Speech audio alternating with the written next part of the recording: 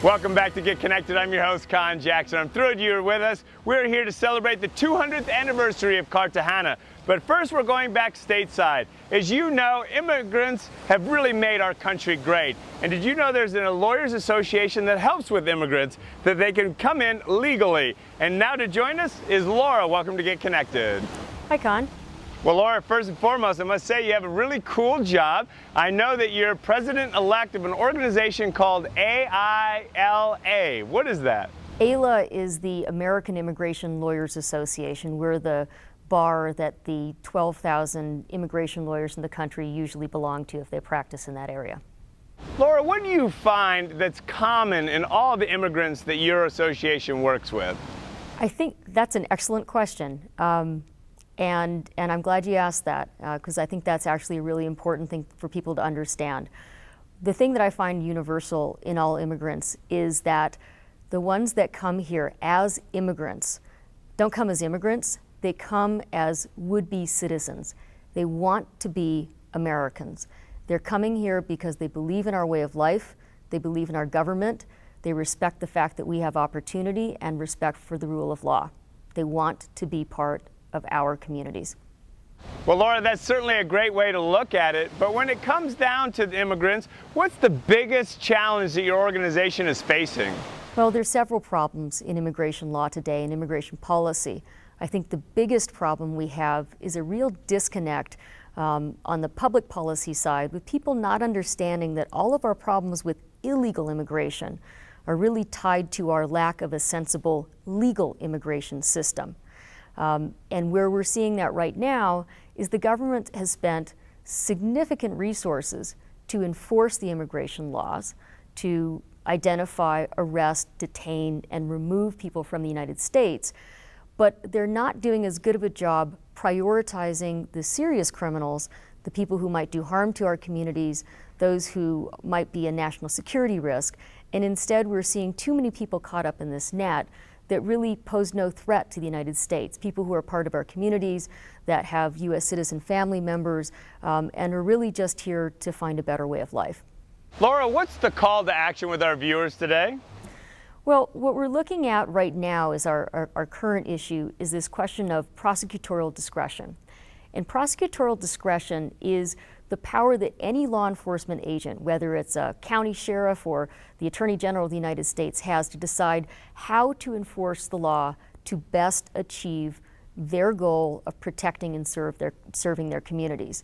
And in the immigration context, what that should mean is focusing those priorities, focusing those enforcement dollars and time and energy against people who are dangerous, against people who are threats, and away from people who are part of our communities, don't have a criminal history, and really are no threat to us.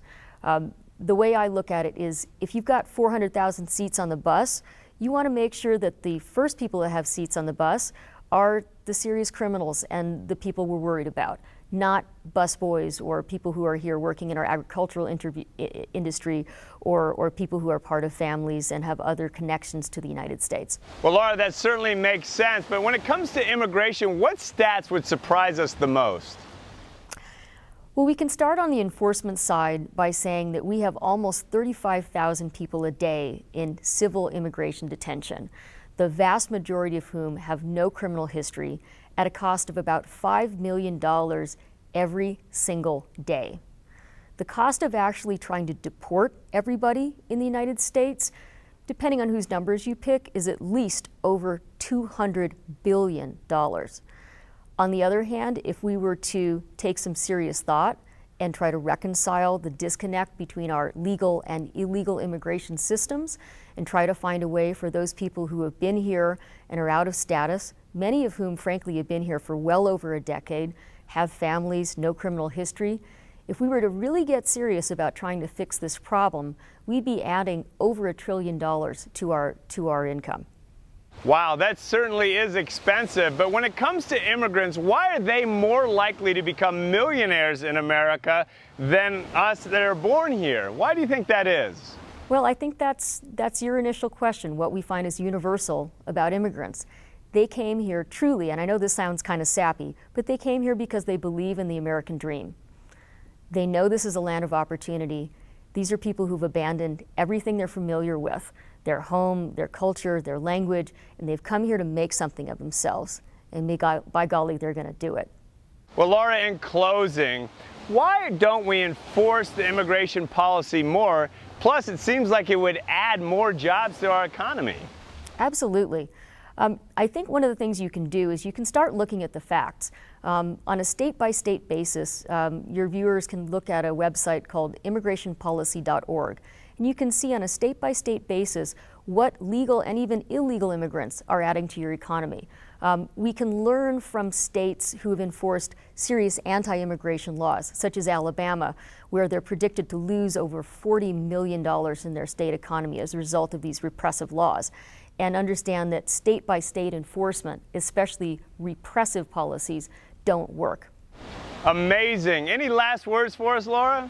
I would just urge people to understand that this is a very serious question that can't just be dismissed by saying that illegal immigrants have done something wrong and we just need to enforce the laws. It's very short-sighted. We've got to see this as a holistic problem. We've got to resolve our broken immigration system in order to fix the problems we have with illegal immigration.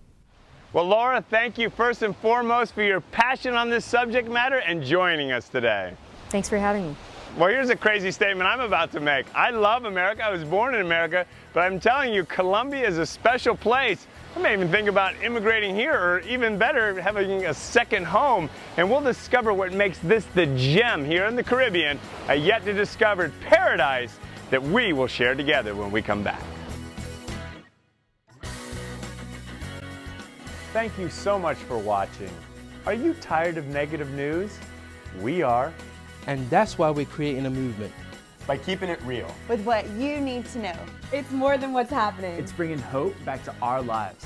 So go to contv.com and join our movement.